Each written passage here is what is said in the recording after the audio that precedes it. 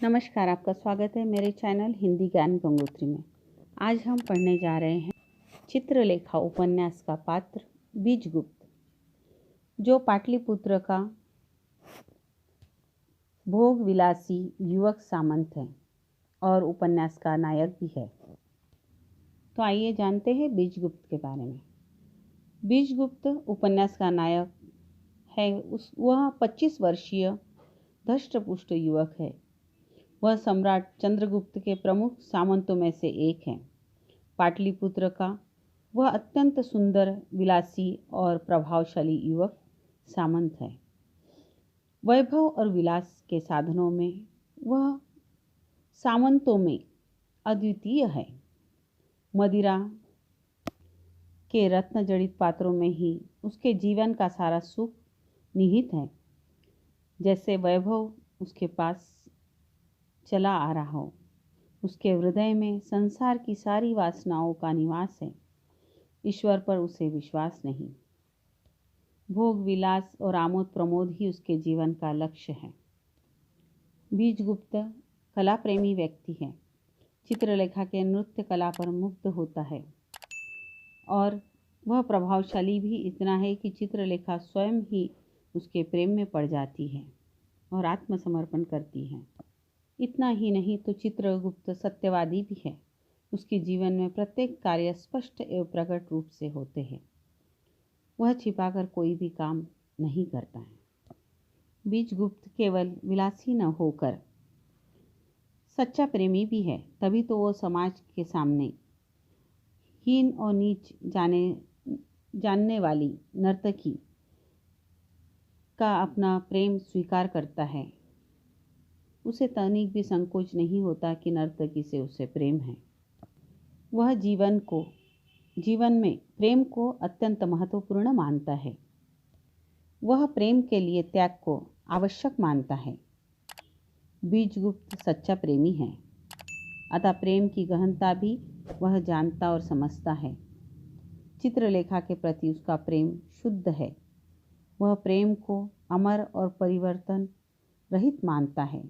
तभी तो अंत तक चित्रलेखा के प्रति उसका आकर्षण उसको विचलित करने के लिए पर्याप्त है।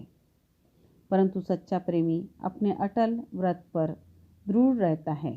चित्रलेखा उसे धोखा देकर छोड़कर चली जाती है, परंतु उसके प्रेम में कोई परिवर्तन नहीं आता है। बीजगुप्त अत्यंत उदार पुरुष है, यह दिखाई देता है। विवाह के बारे में उसके विचार उदार है। वह स्त्री और पुरुष के चिरस्थायी संबंध को ही विवाह मानता है। चित्रलेखा उसे छोड़कर कुमारगिरी के पास चली जाती है। बीजगुप्त मनोविज्ञान का अद्भुत पारखी था और वह पहली ही नज़र में जान जाता है कि कुमारगिरी और चित्रलेखा के कुछ संबंध है और चित्रलेखा उसे छोड़कर चली जाएगी। इस बात को वह पहले से ही जानता था और वह परिस्थितियों को महत्वपूर्ण मानता था। कुछ समय के बाद चित्रलेखा पुनः उसके पास आती है और क्षमा मांगती है। तब वह उसे क्षमा करता है। उस पर आरोप लगाए बिना वह उसे पुनः स्वीकार कर लेता है। इससे उसकी क्षमाशीलता, त्यागी वृत्ति और धीर एवं दूरदर्शी मनस्विता दिखाई देती है।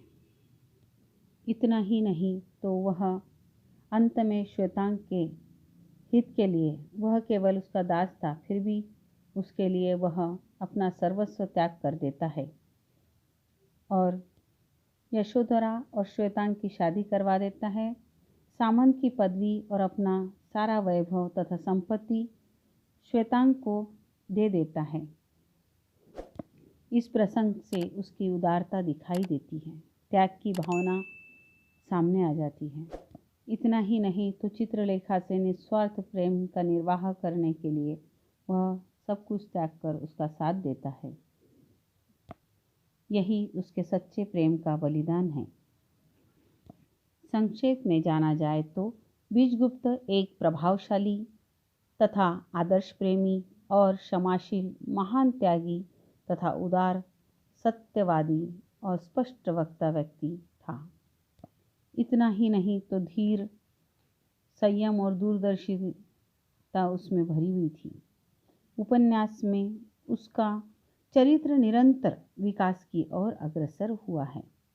बीजगुप्त सचमुच उपन्यास का महान एवं अमर चरित्र है।